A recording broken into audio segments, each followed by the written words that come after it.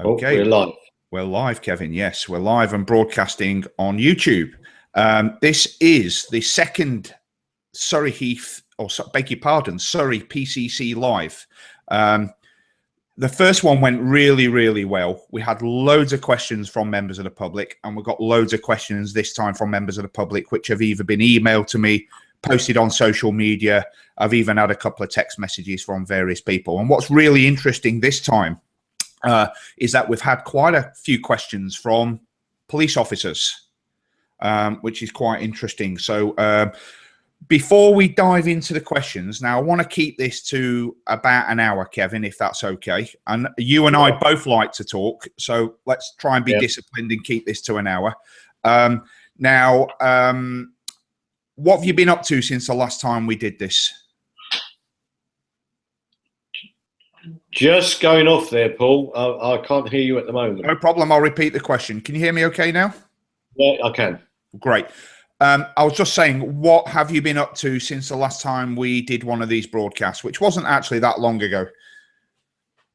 Okay. Let's quickly remind people that what a police and crime commissioner is. That's a good idea. Yep. They're elected.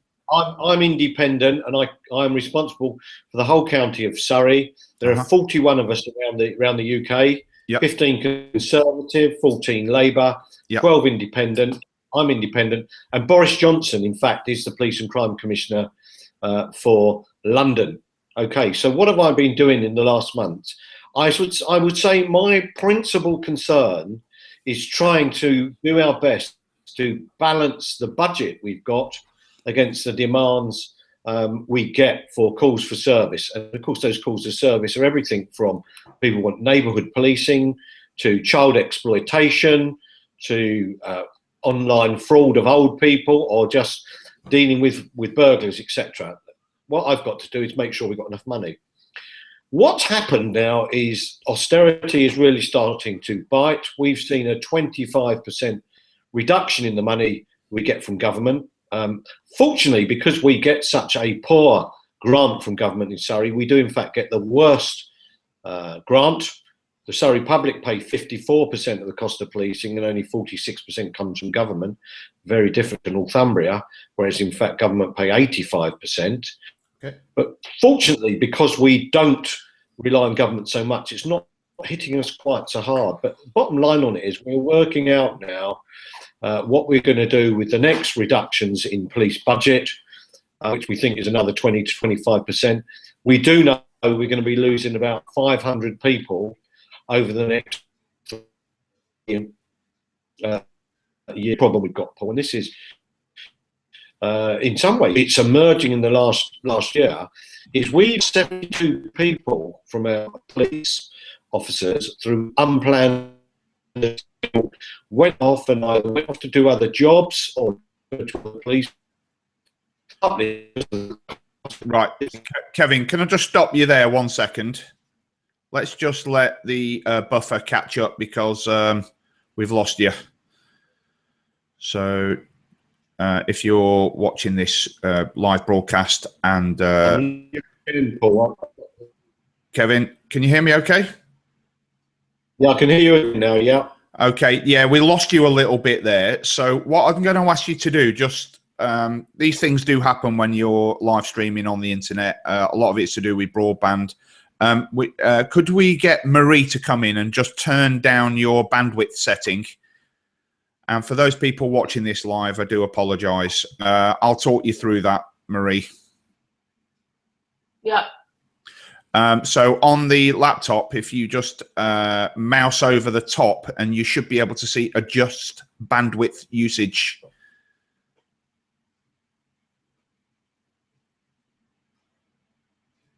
Can you see that? So just mouse over the top of the screen. That's it.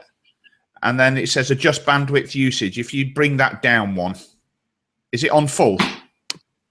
Yeah. Yeah, bring it down one. That ought to resolve this. Done that. Okay, great. Let's have you back, Kevin. I've run sound frightening. Okay, I'm back. How's that? Yeah, that's good. And apologies to live viewers and people watching the recording afterwards. Like I say, occasionally these things do happen with this technology. So you were just saying about the challenges that you face, Sure. budgetary constraints and so on. Yeah, I mean, let me finish that one. So, Yeah. you know, we've lost 72 people unplanned this year from the police, which is a big weight, because they don't want to do this job anymore. They just transferring them off to other forces. But we needed to fill 140 vacancies last month, just on what we knew we had. And we only at the end of the selection process ended up with 32 suitable. We don't even know if they're going to start. This doesn't look good for the future, because my concern is whether or not we're actually going to have adequate numbers of people for our police force, because as everyone in Surrey knows, the cost of housing here is 3 times more than it is in Lincolnshire. I mean, even the price of a pint of a beer is nearly double the price it is in Lincolnshire. And of course, police are paid at the same rates as police officers around the country with a national rate, which doesn't make it an attractive offer for us to retain staff. Yeah. And go just up the road to the Met Police, get another £6,000 a year London allowance, plus an element of free travel. And of course, they're able to live out in Surrey or beyond and buy a better house. So that's a real problem. But the big one is... Interesting you say that, Kevin. Actually, I was talking to a police officer only yesterday on the Heatherside estate. And he was saying exactly the same thing, that they've got a bit of a recruitment problem at the moment. Well, I mean, I think, and I've observed it around the country, the police service have never felt less valued, and their morale has never been lower. It's a combination, yes, of cuts in their pay and conditions without question, and the fact they've not had a pay rise for 5 years, but the continual attacks on them by the Home Secretary and changes to how they're dealt with, even on minor complaints, is having a very damaging effect on morale.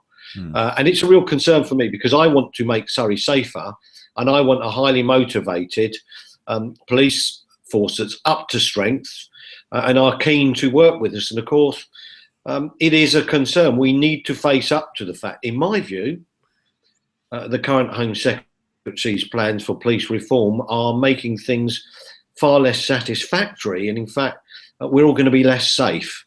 Right. But call me someone who understands the subject if you wish. Okay, fair enough. Kevin, before I move on to the questions from the public, could you just move slightly to your right in the middle of the screen, please? How's that there? Yeah, that's a bit better. And come a bit closer. I don't want you to see my double chin. Excellent. That's better. That's better. Now, okay. Well, now, thanks for the introduction there. That's great. Should we dive straight into the questions now from the public, because that's what they want to. That's what they want to see. Now, my first question is from Lisa McSweeney. She says, "Could you please ask how community groups can apply for money from the proceeds of crime, what their funding priorities are, and how long the grant application process is?" Now, Lisa is a campaigner in Camberley. She's campaigning to have her play area updated, because it's not been updated for about 30 years. It's getting very tired. And she thinks even a bit dangerous because of the rust and so on. So, yeah, if you could answer that, please.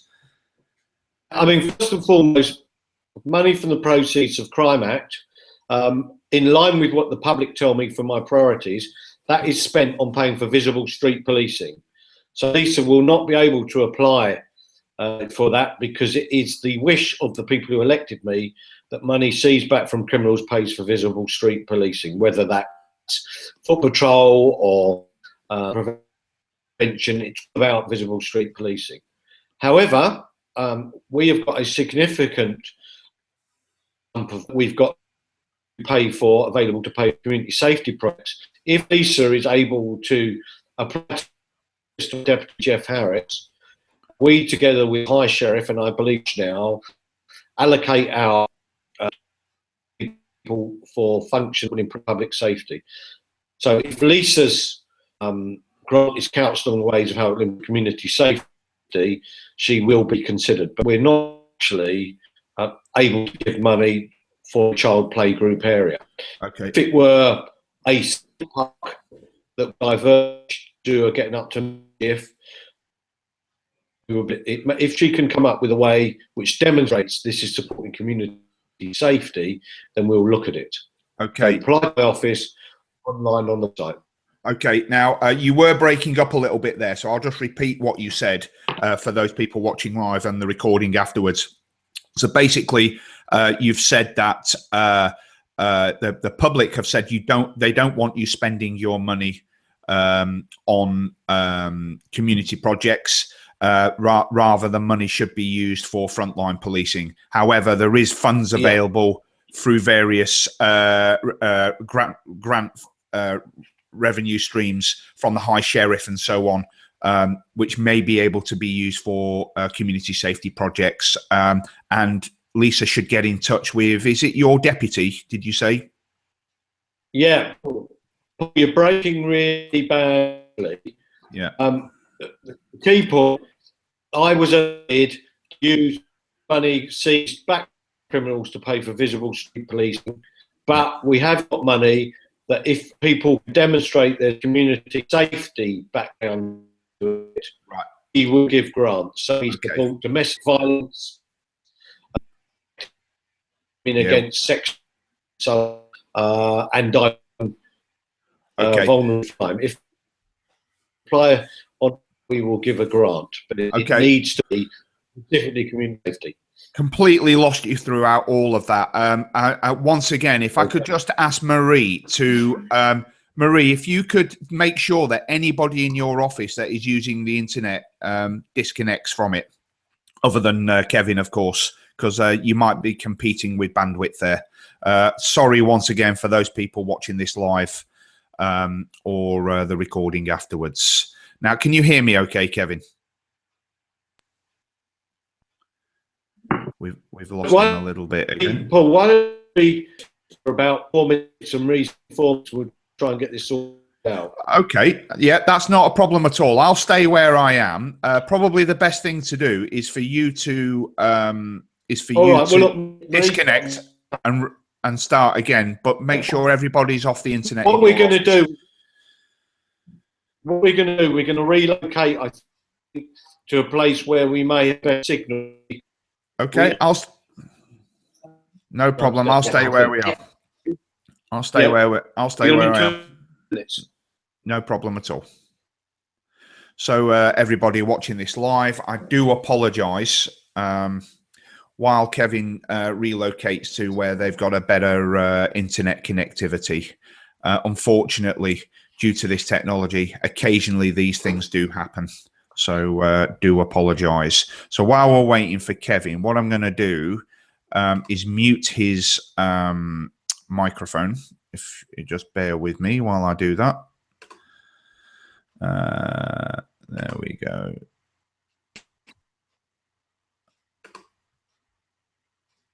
There we go. So he's muted. I've turned his camera off as well, and we'll just wait for him to reappear.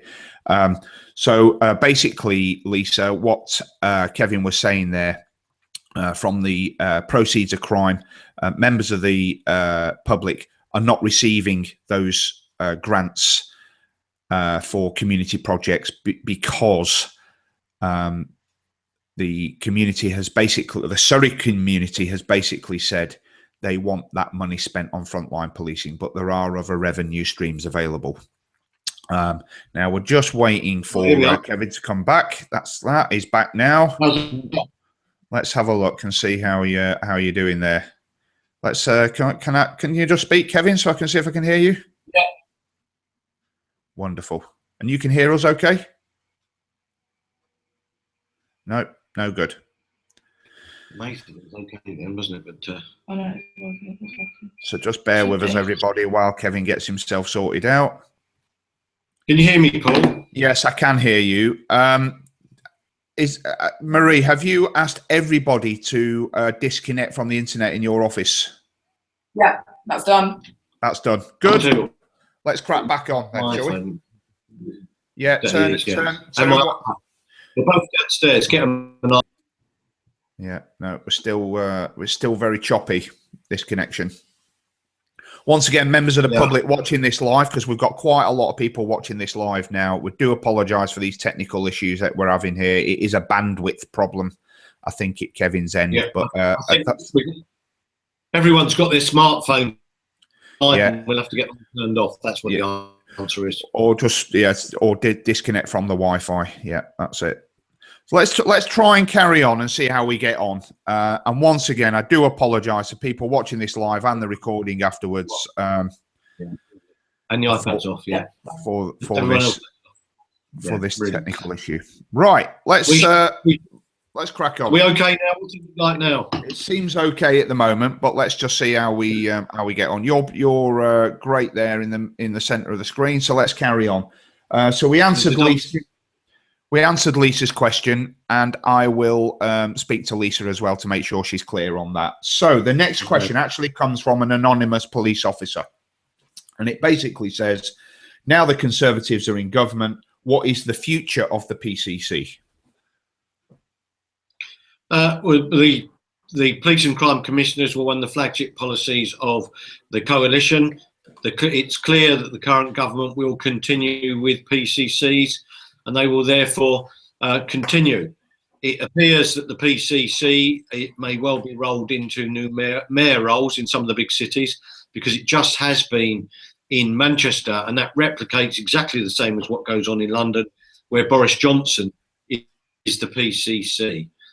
There are also indications that PCCs may well take over responsibility for other areas of public safety, such as the fire service.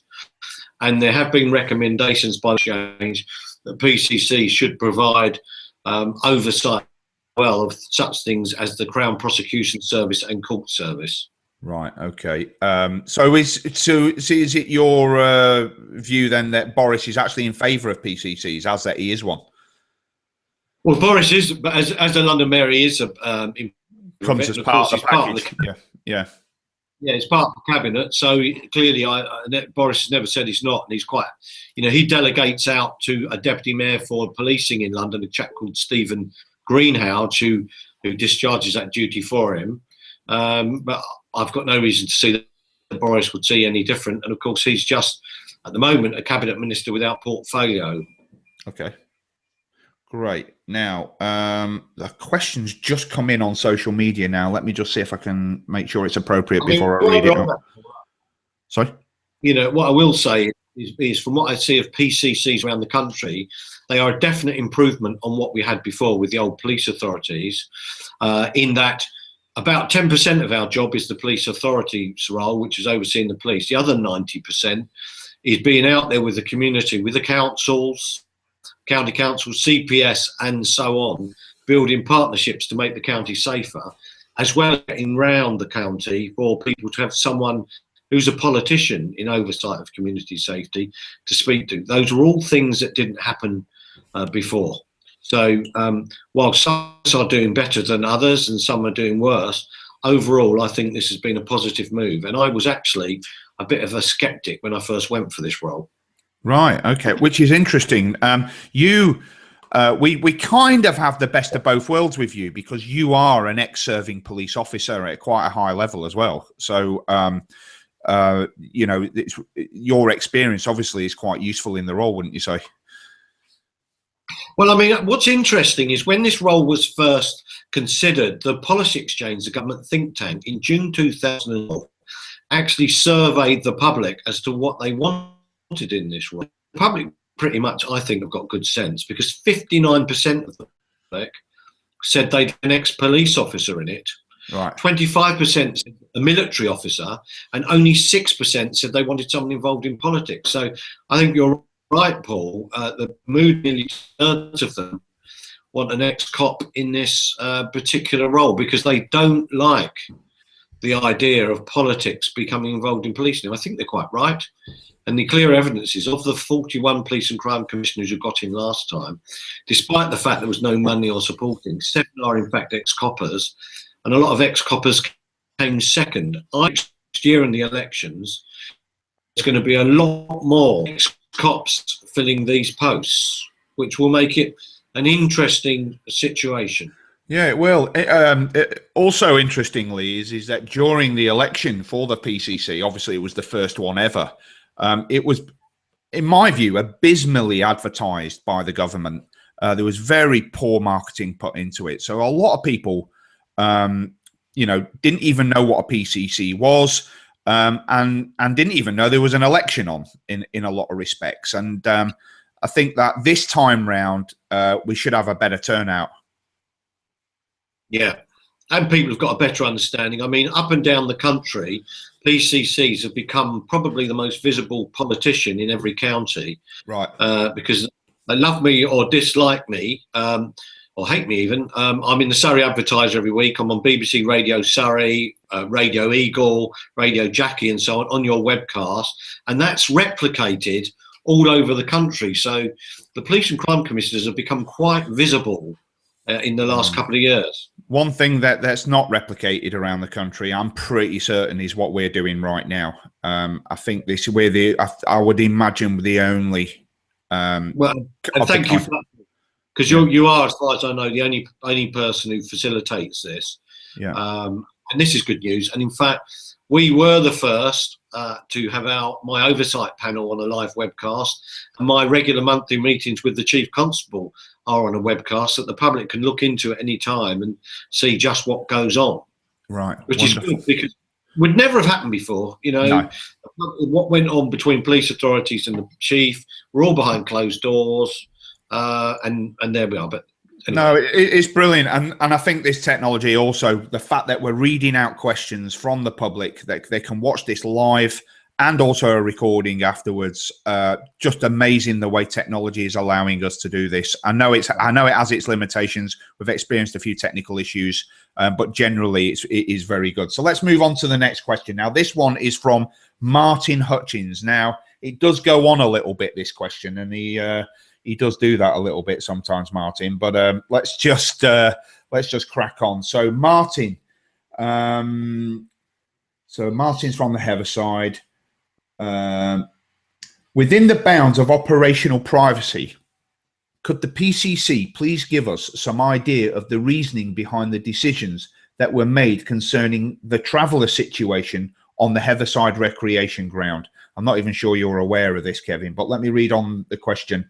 In particular, why was a lone female resident left fending off threatening men for 90 minutes waiting for a police response, despite a multitude of calls to Surrey Police Headquarters? Secondary, can the PCC tell us what the provision exists for travellers in Surrey, and why was the traveller convoy not diverted to a more suitable location?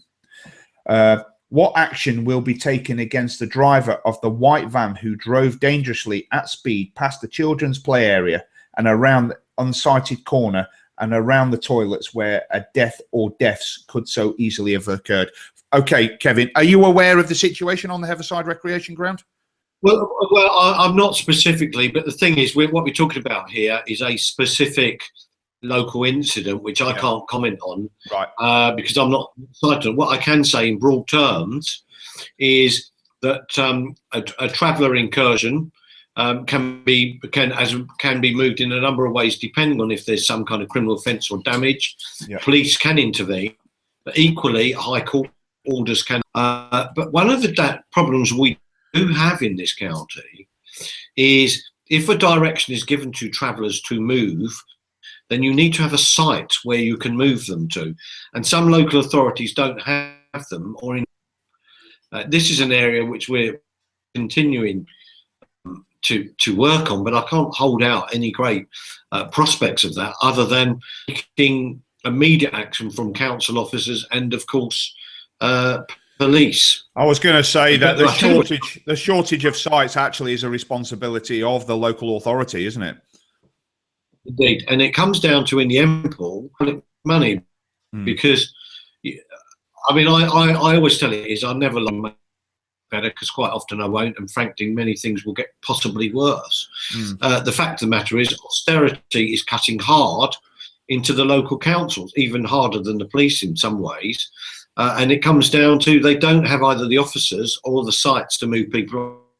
And equally, in a case where people call for police, they should understand that with the cutbacks and the availability of staff, sometimes you don't get the urgent response that clearly think you should get. We are where we are. There is no money. And so when I start to go on about it, that's why I say it's my job to tell you the truth, the public. Right. And I think that what may have compounded the situation that Martin is talking about is that the incursion actually happened on Saturday, where I would imagine, and I'm no expert on these things, perhaps you could correct me if I'm wrong, that due to the Magna Carta event that was happening in Runnymede, the neighbouring borough, I would imagine that a significant amount of resource from Surrey Police was directed to that area, which may have left us short of resources here in Surrey Heath. I mean, is that a possibility? I mean, that is always a possibility, but Paul, that we have got our officers spread more thinly than ever before, despite the fact we're in fact the only police force in the country to be able to physically increase the establishment we could pay for, because we can't retain them in the numbers that we want to. Then of course we are, and it effectively gets reflected in that people have to wait longer. Yeah. Okay. Right. Now, let's... I mean, that's why Paul, that's why I talked about last year whether or not people wanted to pay more in their council tax so that we could pay more towards the police. It's like everything, you know, if you've got plenty of money at home, you can afford to buy butter. If you haven't got money at home, you have dry bread, and we're moving to that situation. We have to balance the books. Fair enough. I'm not happy with it. I'm not happy with it. I tell it how it is. Okay, fair enough. Thank you. Let's move to the next question, which is from Dean Biddle. Dean is a Camberley resident. Now, what's he got here? Excuse me. What work is being done to tackle antisocial behaviour in Surrey? Are there any interventions in place? As you know, Paul, I run the interventions programme, and there seemed to be very little funding available to sort these initiatives. That's it. Well, hello, Dean. There are loads of things being done to move towards dealing with antisocial behaviour. I mean, the issue on it is first of all, define what is antisocial behaviour. It's speeding in a residential area. Is it people blocking the pavement? Is dog prowling the pavement? Is it rowdy behaviour outside a kebab shop?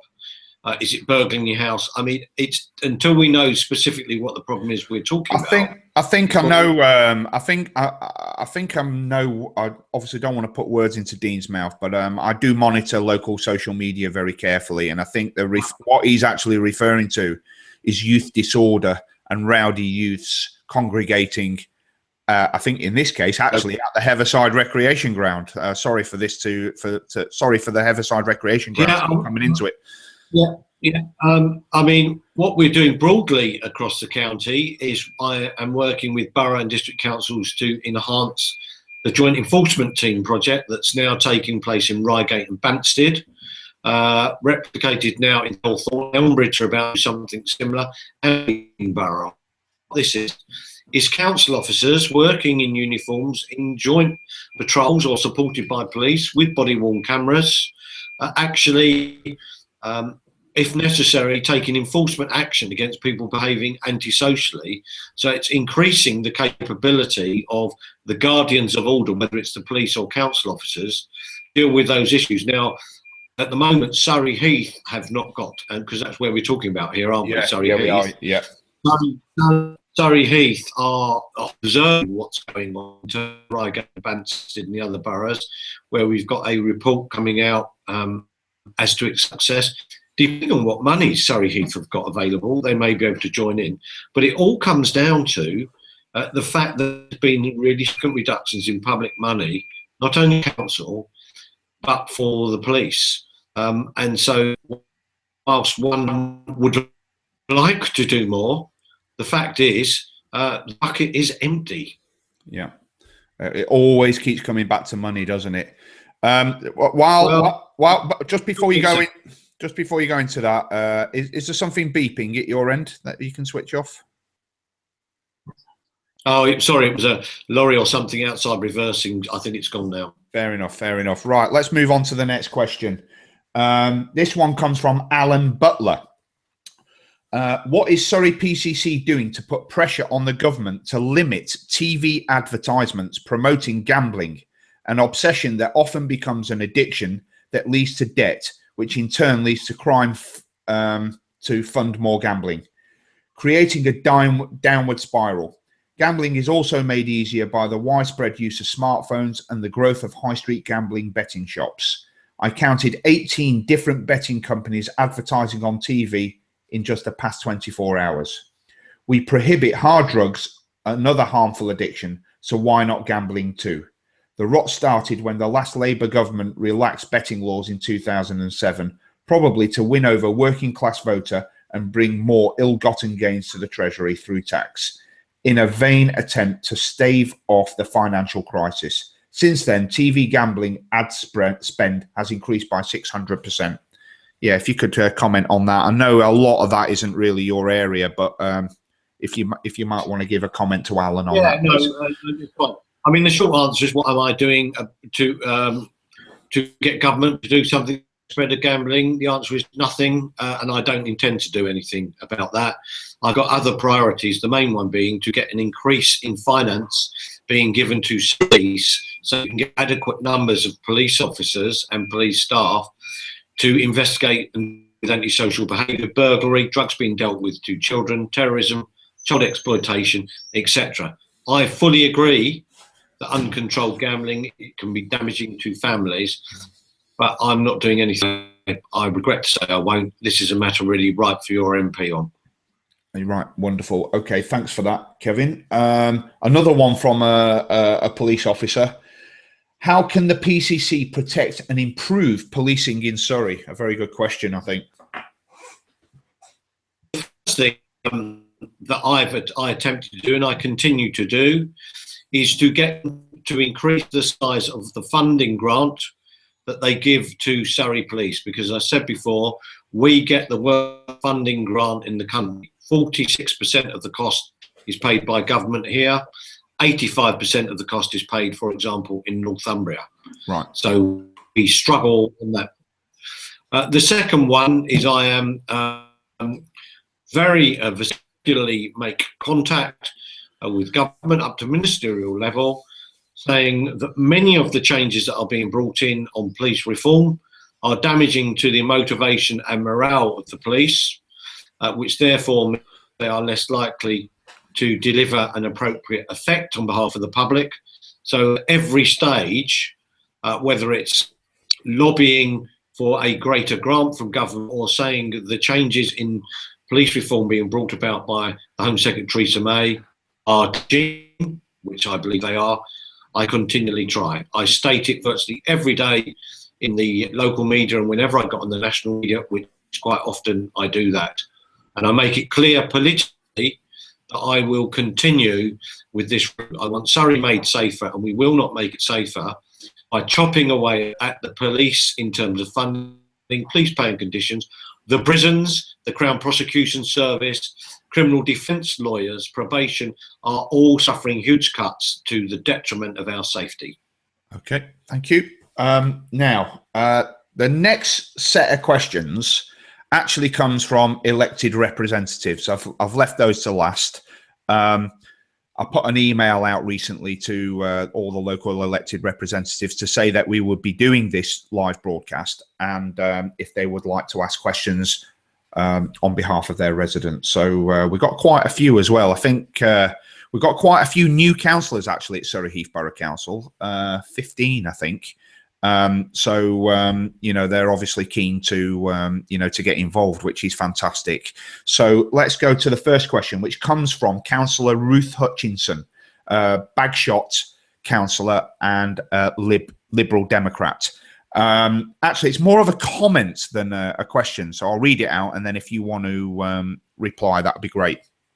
Ruth says, went to the last crime summit at the theatre, got fed up of hearing about Mars bars. Assistant Commissioner was talking about sheepdogs and crime. I wanted to praise our wonderful special constabulary who gives a great service to us in the villages. They are the best. What's this? They are the best continuity we have, even as volunteers carrying out our surgeries. We don't have police community panels anymore. No for our residents to express their feelings, re police services. I would like to see us return to having truly designated officers for our beat, as we did have a neighbourhood specialist for 2 villages and a PCSO. We can keep closely in touch with our community. Martin Goodwin changed things for resilience sake. Not as good a service as we had. Ruth Hutchinson, former police volunteer, Bagshot Safer Community Team, founded in 2001 in Surrey Heath. If you'd like to comment on that, Kevin, I think I know what you're going to say. Yeah, you guess what I'm going to say. So, yeah, absolutely right. It would be nice if we could maintain your community team as you once had, but there isn't the money, and Surrey Police are going to lose 500 staff. For that reason, at the crime summits, I make the public aware of that challenge, and I also mentioned I was considering having a referendum. And of course, the reason why Mars bars were mentioned is because I was talking about putting up the council tax by the price of a Mars bar a week. Jeff, my assistant, was mentioning sheepdogs on the basis of saying, if you continue to kick the sheepdogs, i.e. the police, that guard the flock, they will join the sheep and they will not protect us from the wolves. So the council is well aware of the points we're making. I concur with her. I'd like to maintain the neighbourhood teams if we could, but there isn't the money. That is the reality. We can complain as much as we like. There isn't the money. Until people say to government, stop cutting the funding for the police, this isn't going to change. At the moment, there's a huge lobby going on about maintaining the defence budget of 2%, so the admirals can have their aeroplanes on the aircraft carriers and the generals can have their tanks. I frankly want us to have our neighbourhood teams investigate fraud against old people and protect our young people in our villages against online child exploitation. Whether or not we need aircraft carriers with aeroplanes on to fight some unknown war in the future, I won't get into, but they're making a lot of noise. No one says the prisons are full, there's no prison officers to train them. No one says there are not enough police officers, and no one says the Crown Prosecution Service are underfunded. It will not get better until people like this councillor and others join in and say public safety must become a national priority. Okay. Thanks for that, Kevin. Actually, let me just have a look here. I think Ruth will actually have an opportunity to speak to the local neighbourhood commander very shortly at a committee meeting. So maybe she could put that to him as well, see what he says to that. Well, I mean, the thing is, well, she can put it to them. The point I'm making is I would like to maintain neighbourhood teams, response teams and local detective units at current levels. We're losing 500 people. The demands are getting greater. The only way this will change is if government changes the way it allocates funds. It's as simple as that. Fair enough. Okay, thank you for that. Right, let's move on to the next question. The next question is from, hang on a second, Councillor Dan Adams.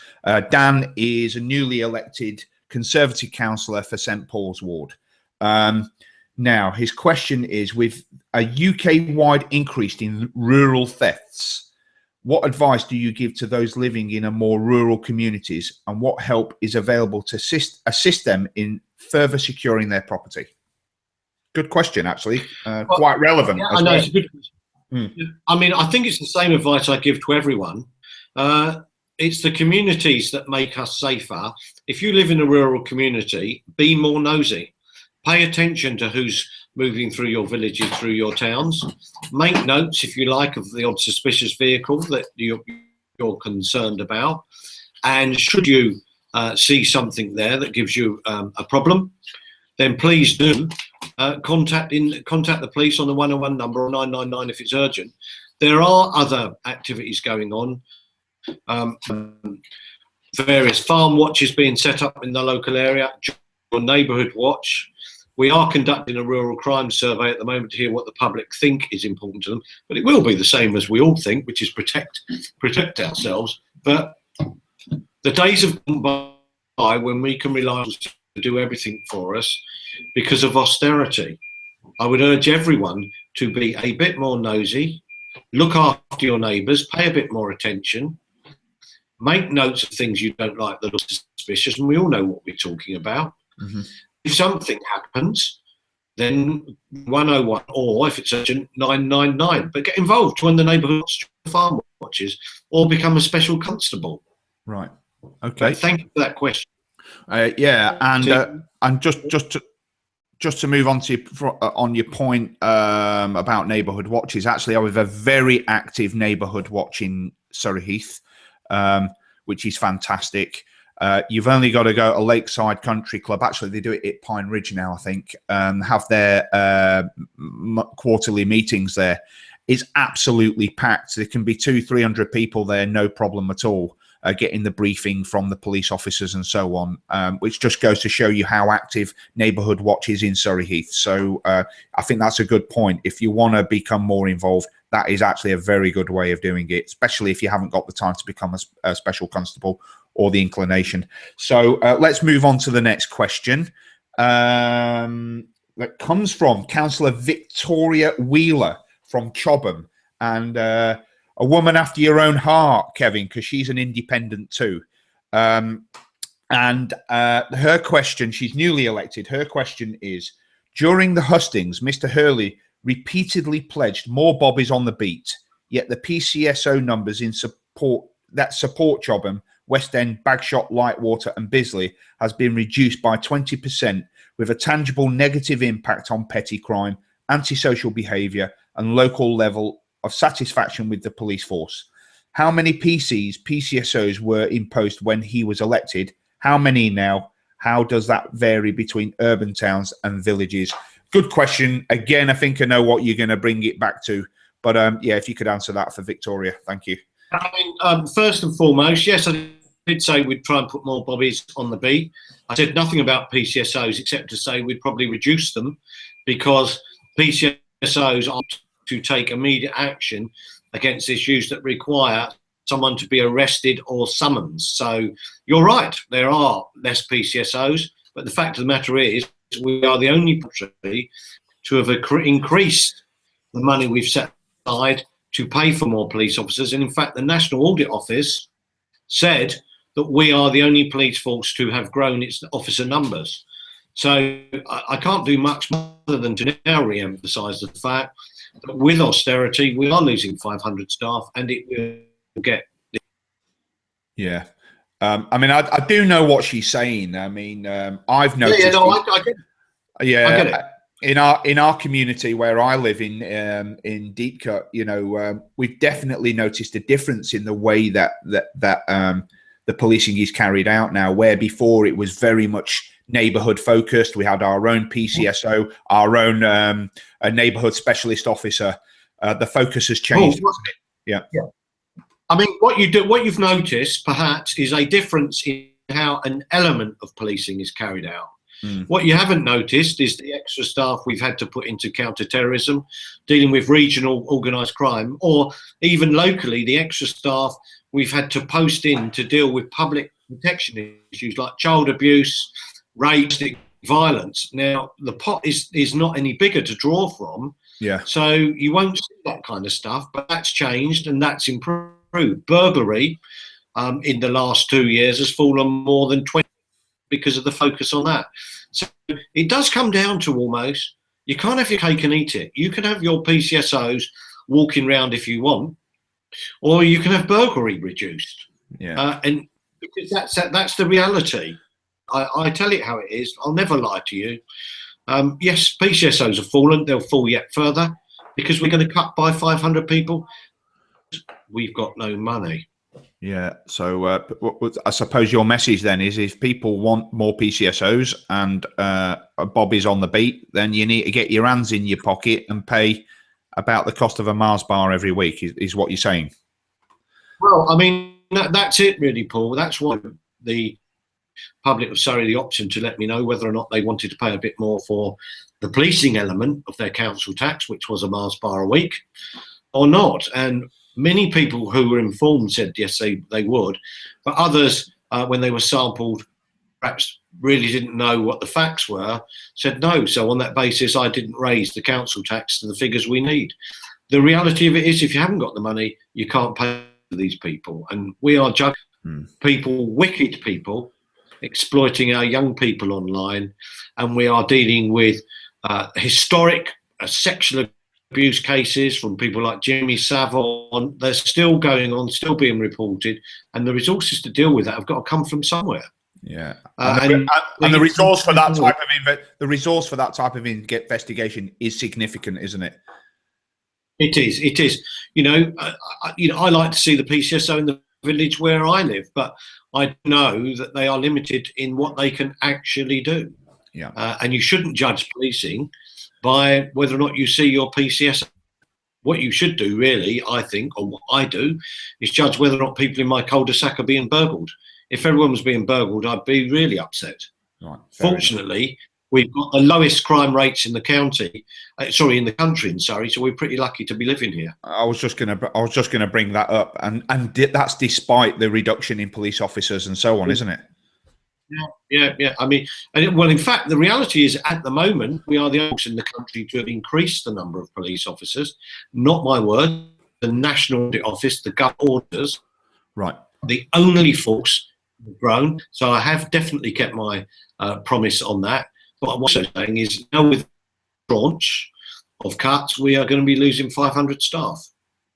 Okay, fair enough. Right, let's move on to the next question, which comes from Councillor Oliver Lewis from Frimley Green and another newly elected Conservative councillor. Very simple question. He asks, what's being done to increase police visibility on the streets? I think we're going back to all relating to the similar sort of answers, aren't they? I mean, first and foremost is I am writing to the government saying, give us a fair slice of money so we don't have to cut by 500 people. Yeah. The answer to it is, having now to change the way we operate, officers are here we've ever had, being recognised by central government auditors for that. I've now got notion but to downsize the organisation because government is cutting our funding. Okay, fair enough. Next question comes from Councillor David Allen, Conservative councillor for Frimley. His question is, you said earlier in the year that you needed to increase the police budget by over 20% from current levels. You are unable to do that. So what sort of compromises have you had to make? I'm not sure you did say that or not, but no, I mean, I didn't say that. What I said is we needed a substantial up in funding, or we're going to lose staff. What we have done is we've part of 25 police stations, which no one about, least of all me, but we work more efficiently now based on in civic centres and in much reduced numbers of police stations, which has reduced some of the. But what was the final point there again, Paul? Can you just repeat that? The final point was you are unable to do that. So what sort of compromises have you had to make? So talk us through the compromises. Yeah. Well, we haven't compromised. I mean, what we've done, we've had to sell off our police stations, and we've now got plans to reduce 500 people. And at the same time, we are collaborating with Sussex Police on a lot of things that that are specialist and expensive. So the dogs, the helicopter, the traffic police, major crime investigation, public order. We share that. We're sharing our IT provision and our HR human resources and we jointly now do terrorism with Thames Valley, Hampshire, Kent, Sussex and Surrey, as we do with regional crime, because all these are very expensive units to maintain. I mean, these are all compromises. They're unsatisfactory. I'm happy with them, but now look at probably another 20 to 25% of cuts on top of what we've already had. You know, bottom line is government grants to policing are likely to fall overall nearly a half of what they previously were. Same always be knocking the councils because they don't have the money to fill the in like they once did or provide the adult social care. We're in austerity. It's a decision for the government whether or not they want to ring fence defence at 2%, health service and education and overseas aid. I choose to disagree with that view, but then I'm responsible for our community and public safety. Okay. But of course, the government has other things to think about. But yeah, I'll take your point. Now, final question is from Councillor Katia Malkaus Cooper, Bagshot councillor, Conservative Bagshot councillor. So her question is: what measures are being taken? What measures are being taken for youth engagement and prevention? When she says prevention, I assume she means youth disorder, but I'm not quite sure what she means by that. But yeah, go ahead. I mean, how long is the piece of paper? I mean, we are doing a huge number of different things across the county, and I'll start to rattle some of them off. One thing relatively close to you, we fund a project called Keep Out, jointly conducted within the prison service, whereby youths who are on the edge of offending are brought into prisons. They meet trained offenders. These are serious criminals, actually, who then spend time with them, counselling them about what could go wrong with their lives. We got a real challenge there, though. Just to show you what austerity means, the social workers who bring these people in to prison are being made redundant, so we don't know who are going to bring the kids in next time. Yeah. And the prison staff don't have enough people on sometimes to unlock our trained offenders to do this kind of counselling activity. So that's one example. Another thing that we do is we fund with Surrey County Council a project called GASP, which is training young people who are having problems at school to work in a team, stripping down cars, rebuilding them, becoming motor mechanics, getting a sense of self-worth. We fund other projects that we do with Surrey Fire and Rescue, where they take bunches of kids who are on the edge of school refusal offending. They take them off. They train them to be firefighters for a week. They get a huge sense of satisfaction out of that. They do a big display at the end, putting out a bit of a fire and lifting a car off a casualty. So that gives them a great sense of teamwork. We also fund other projects whereby youths are on the edge of offending, are taught woodworking skills, for example, and they will build special memory boxes for the paediatric care unit at St Peter's Hospital, which are given to the parents whose children sadly die, so that they've got something to keep perhaps their little wristband and a couple of mementos in, as, if you like, a symbol of their child. We've just given £30,000 to Surrey Heath Youth up for a bus. We invite young people to get involved in the low search and rescue. We just paid nearly £40,000 to buy a 4x4 truck, and Surrey Police are giving them an old Ford Land Rover. We do stuff in some areas for skate parks in some areas. We pay for all kinds of different projects, and I would invite the council, if they've got an issue of concern, to contact our office, speak to Jeff Harris, my deputy, and if we can fund that, we will do. But do others meet large numbers of young people at various places where they'll tell us what's important for them.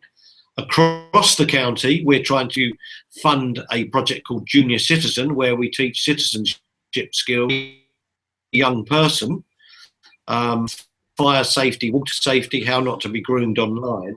Some borough councils or district councils are not participating in that scheme, and I would invite the councillor to find out if you are doing Junior Citizen in your own borough. I won't embarrass you by telling you whether or not your borough does, but we're doing a lot. What are some of the borough councils doing, actually? Right. Okay. And how can people find out about those particular projects? People that are listening to this broadcast now, we've got quite a lot of people actually watching this live, and no doubt we'll have a significant amount of people watching the recording afterwards. So how can people find out about those projects? Do you have information about them on your website, for instance? Yeah. You go online, they can find out about various activities. Then in the month as they come to me. I mean, Stagecoach buses have given us a bus that we're going to be able to use. And I'm really grateful to Stagecoach buses, where we're going to take that round doing some light work around the county. But go onto the website.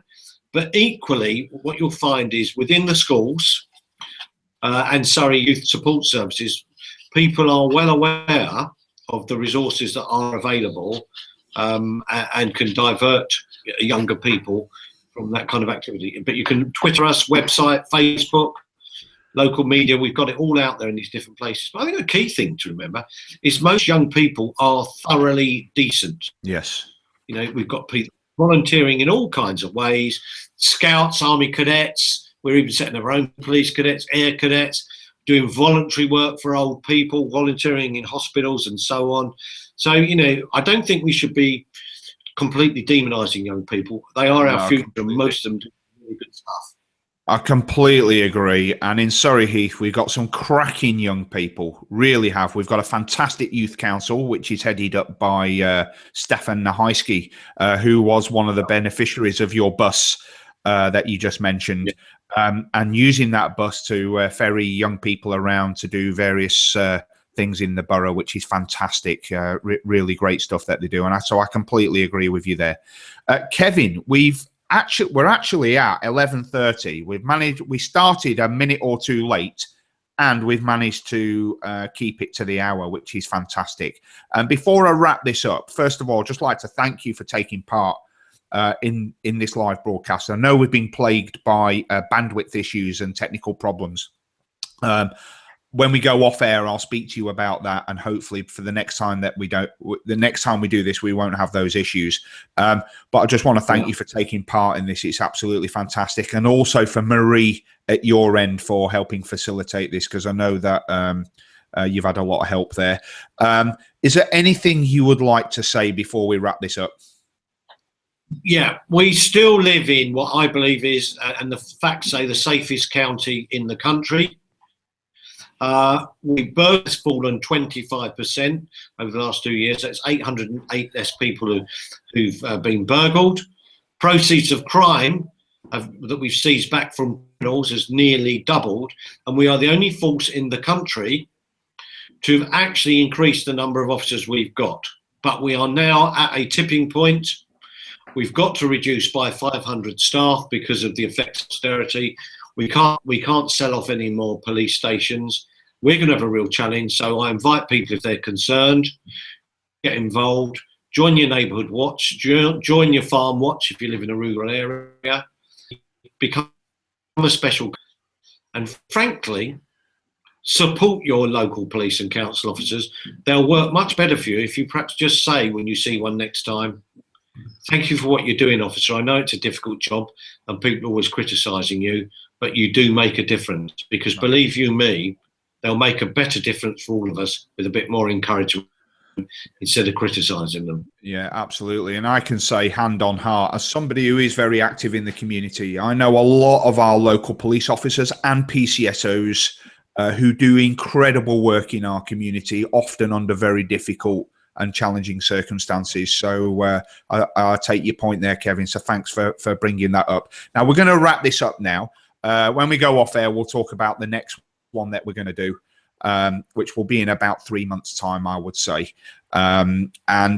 Once again, thank you very much for taking part in this. And on behalf of the community, it's really, really good, actually, that we're able to bring these things and make these things available for members of the community to be able to ask you any questions they want, really. I mean, the questions I've asked you today are completely, as they were presented. So, nothing edited or censored in any way. So that's really fantastic. So thanks very much, Kevin.